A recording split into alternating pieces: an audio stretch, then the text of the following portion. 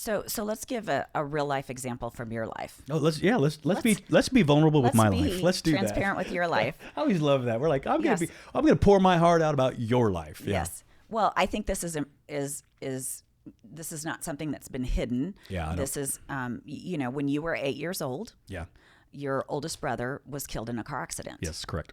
And so kind of talk about what happened in your household then, because Yeah. that's traumatic. Yeah.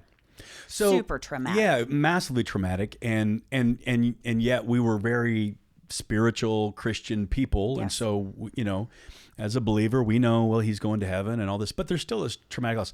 I don't ever remember anybody ever sitting with me and talking about like, hey, how are you feeling about your brother? Who he was my oldest brother, so I was Yeah, the youngest. 10 He was years the oldest. difference. Yeah, so you idolize that Yes. role. You're just like he's perfect too. Yeah. And he wasn't. Right. And come to find out later on in life. But, but that's how it is. Right. And I want to be real careful because, let me just say this. My parents were in the middle of trauma as well. Absolutely. So like their brains on fire. They're not thinking about their 8-year-old son whose brains on Correct. fire in the minute of it and that sort of Correct. thing. And so I have a lot of empathy for them Absolutely. today and a lot of Yes. love and grace for that. Like, yeah, we were all trying to figure this thing out together. Right. And there's no course and- that teaches yeah, you and there's- yeah. how do you deal with yeah, trauma. and we all Yet. love, but yet we all love Jesus. Yes. Like we all like full on Jesus love and go to church, didn't change Yeah. any of our faith in God, Correct. any of that. And I think for me, probably the biggest thing that happened in this is I think probably my dad, bless his heart, just the pain of it was so, it was so traumatic. He had lost his first wife. He'd lost his oldest son. Mm-hmm. Now, I mean, that's I think about now, like if I lost you and I lost, Taylor, I'd be, even though I love my other kids, I Yeah. mean, that's a massive amount of firsts being Yes. gone out of your life. Yes. You know what I mean? And in an era Oh yeah. where getting therapy, getting This just help didn't exist. was not. Yeah. I mean, it was really frowned upon. In the church or outside the church. Correct. There was really little to know. And we Right. just didn't know. No. And so what do? You just suck it up and you move Yeah. on and you Yeah. just live life. And I think for me, sort of what kind of happened in that season, again, this is not what happened. This is what I believed. Correct. Is I felt like at that moment, probably is as best as I can recall, I look back over my life, and that's sort of where my father's affection stopped. And now I look at it and go like, probably fear of losing another.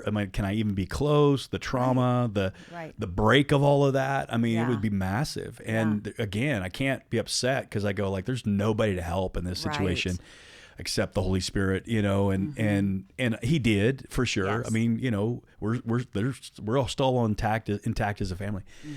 But for me, in that moment, like 8 years old, I mean, you're elementary age, and all of a sudden, this didn't just happen overnight, though it did kind of. Yeah. But you don't realize it until you start kind Until of. you're looking back. Yeah, you start on it. growing, and you're 2 years into it, 3 years into it, and you realize like, hey, what happened with I'll put you to bed, kiss you goodnight. That sort of thing. Yeah. And that kind of all stopped. Well, as an 8-year-old, what do I think? 10-year-old, I start going, I must have done something. Like it must be me. So for me, what that turned into was the need, and this happens to all of us because you may not have went this way. I have siblings who didn't go this way. They went Right. completely different ways. Right. For some people, what are you going to do when you're lacking something? You're going to start crying out for it. I mean, it's Right. natural. Like that's most of what you see in these behaviors, these cries for help. Yeah. Many of them are negative, but in my case, it wasn't so much the negative, although it probably became negative.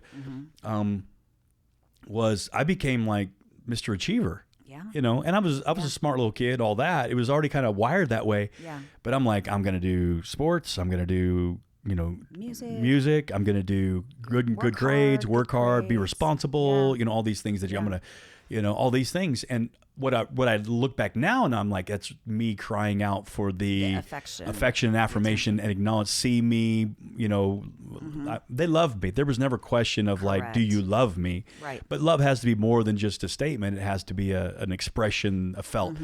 And so for me, what I believed was if you would be better, maybe you could change this. Well, if you fast forward that then into ministry, that's exactly how I went into ministry. That's exactly how I went into serving God, was like, I would feel like, well, okay, God must be upset with me. It must be something I'm doing wrong. I just got to be better. I just got to work harder. I just got to be more spiritual. And I'm not saying I don't think you ever just get over that altogether, but I think that you start getting a little more awareness and health to it to go, wait, I don't have to do, but there are times it flares up in me still, you know what I mean? And again, that's not a statement against my parents or anybody's parents. No. Sometimes people, and this is what I see a lot in our culture is, people would rather have a villain in their life than deal with their own darkness. Right. And so it's easier for some people to go like, well, my parents, and again, you might have had traumatic, horrible, ungodly parents again. And man, my heart goes out to you in that regard for sure.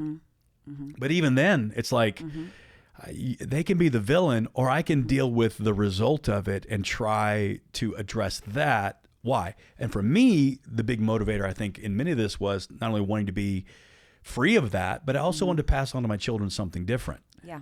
You know what I mean? Yeah. And do something other than what was done, even if it was done unintentionally or unknowingly. Right. And so I think for me, I had to make that decision to go, okay, I'm going to work on how do I stay connected to my kids, even when, maybe my natural tendency is a little bit of disconnection, because that's what I've been kind of taught. Right. I've been kind of taught, like, you can love your family and just be completely disconnected from them. Right. And so in order to teach my kids something different or show them something, and again, I didn't get it right, haven't got it right. My kids we'll have them on the podcast sometime. They can tell you all the truth. But but the reality is like, I mean, that's one of those, what I believed versus what happened. Right. It's very common for people who've suffered sexual abuse or physical abuse in their upbringing to think somehow they deserved it, caused it. Well, we see this a lot even in children whose parents are getting divorced. Absolutely. They start believing that I did something. That they did something. And every parent will say, absolutely not. Zero. This is zero. It's the 1 in 5,000 where the kid was such a obnoxious, crazy person that it drove the marriage apart. Right. And usually that's not even the first marriage, and that's going to be a blended situation, maybe. But even then, like, even then, no matter what, a child is not responsible for adult decisions. Exactly. And so I think that's another key that we've got to look at is, how did my past, how's my past impacting today? Yeah. And to deny that is a red flag of like, yeah, for sure.